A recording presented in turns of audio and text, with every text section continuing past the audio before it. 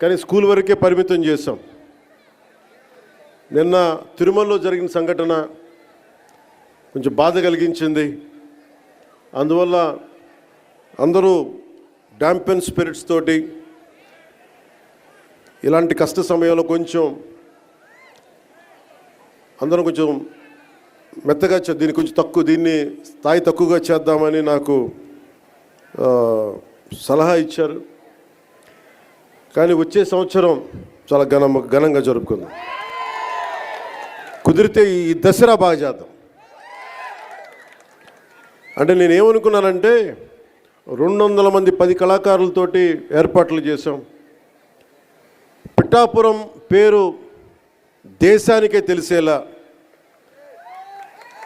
అంటే సంకల్పం ఎలాంటిదంటే, నలిగిపోతున్న నాకు దాహంతో గొంతు ఎండుకుపోయి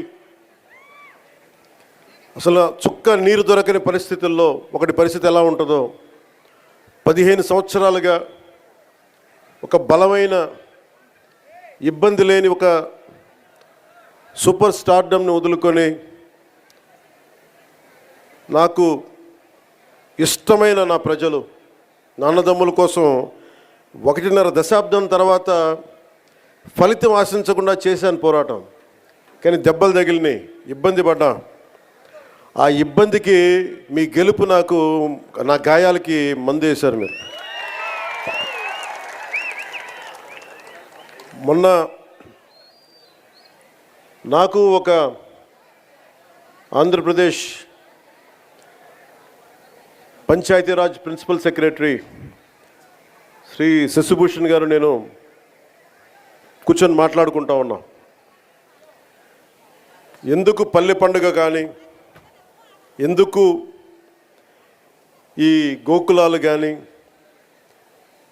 ఈ రోడ్లు కానీ, పంచాయతీ రోడ్లు కానీ, పంచాయతీ నిధులు ఎందుకు మొత్తం 100% ప్రజలకు చెందేలా ఎందుకు పనిచేయాలి అని మాట్లాడుతూ, భవిష్యత్తులో జల్ జీవన్ మిషన్ ఎలా ఉండాలి, ఇలాంటి విధానాల మీద అన్నీ మాట్లాడుతూ శశిభూషణ్ గారిని ఒకటే కోరాను. మేము 10 సంవత్సరాల పైన దశాబ్దంగా మాకు రాష్ట్రం లేకుండా పోయింది, రాజధాని లేకుండా పోయింది. అందుకని మేము కమిటెడ్గా ఉన్నాం. మేము ఇలాంటి రాష్ట్రానికి నేను మీ నుంచి కోరుకుంది ఒకటే, మీరు మనస్ఫూర్తిగా మీరు సహకరించమని ప్రతి అధికారిని కోరుకున్నాను అని ఆ సందర్భంలో ఒక విషయం తెలియజేశాను. అది కూడా ఎందుకైందంటే, అంత 2 రోజుల ముందే కడపలో, ఉమ్మడి కడప ప్రస్తుతం అన్నమయ్య జిల్లాలో ఒక ఎంపీడీఓ మీద గత ప్రభుత్వ నాయకులు దాడి చేస్తే ఆ ఎంపీడీఓ గారు జవహర్ గారిని పరామర్శించడానికి వెళ్ళాను. వెళ్ళి వారితో మాట్లాడా, వారికి ధైర్యం చెప్పాం. ఆ నేపథ్యంలో నేను శశిభూషణ్ గారికి ఏం తెలియజేశానంటే, నేను ఎందుకు ఇంత తపన పడతానంటే, సార్ మా నాన్న నాకు అధికారులు అంటే మీరు నమ్ముతారో లేదో నాకు తెలియదు, ఇది నేను శశిభూషణ్ గారికి చెప్పాను. మా నాన్న ఒక పోలీస్ కానిస్టేబుల్గా ఉద్యోగం ప్రారంభించిన మా నాన్న ఒక అసిస్టెంట్ ఎక్సైజ్ సూపరింటెండెంట్గా రిటైర్డ్ అయ్యారు సార్. ఇది ఆంధ్రప్రదేశ్ ప్రభుత్వం జీతాలతోటి బతికిన కుటుంబాలు మాయి. నేను రుణం తీర్చుకోవాలి, నా ఆంధ్రాకి, నా దేశంకి రుణం తీర్చుకోవాలి. ఎందుకంటే ఇంత కోట్ల మంది ప్రజలు ట్యాక్సులు కట్టి మా నాన్న ఉద్యోగం చేసే డబ్బులు వస్తే ఆ డబ్బులతో పెరిగిన, ఆ జీతంతో పెరిగినోడిని, నేను రుణగ్రస్తుడిని ఈ నేలకి. అందువల్ల ఎంపీడీఓ గారి మీద దాడి జరిగితే నేను ఒకటే అనుకున్నాను, సార్ మా నాన్న ఒక ప్రభుత్వ ఉద్యోగి, మా నాన్న మీద దాడి జరిగితే ఒక కొడుకు ఎలా స్పందిస్తాడు, అలా స్పందించే సార్ ఎంపీడీఓ గారి మీద దాడి చేస్తే. దానికి ఓట్ల కోసం కాదు, దాంట్లో భవిష్యత్తు ఎలా ఉంటుందని నేను ఎప్పుడు పెట్టుకోలే. లెక్కలు లేవు నాకు, లెక్కలు పెట్టుకొని ఏమీ చేయను. ఈరోజు మీరు చూశారు 70 సంవత్సరాల పైచిలుకు మన స్వాతంత్రం వచ్చిన తర్వాత డోలీలతోటి కొండ ప్రాంతాల నుంచి ఇంకా గిరిజన ప్రజలు కొంతమంది కొన్ని గ్రామాలు ప్రత్యేకించి చెప్పాలంటే 400 కుగ్రామాలు 419 కుగ్రామాలు డోలీలు కట్టుకొని ఇంకా ప్రజలు అవస్థ పడుతున్న పరిస్థితుల్లో నిధులు లేవు.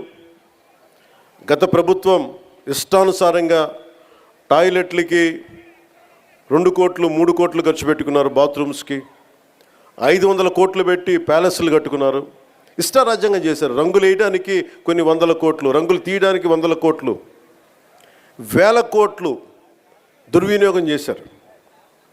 ఇలాంటి పరిస్థితుల్లో డబ్బు రాని పరిస్థితుల్లో కూడా, డబ్బులు లేని కటకట అంటున్న పరిస్థితుల్లో కూడా గౌరవ ముఖ్యమంత్రి గారి దృష్టికి, నారా చంద్రబాబు నాయుడు గారికి దృష్టికి తీసుకెళ్తే నేను చెప్పాను ఇట్లా ఇబ్బందిగా ఉన్నాయి సార్ అక్కడ, పాపం చాలా కష్టంగా ఉందంటే ఆయన పెద్ద మనసుతోటి ఒక 39 కోట్లు శాంక్షన్ చేశారు.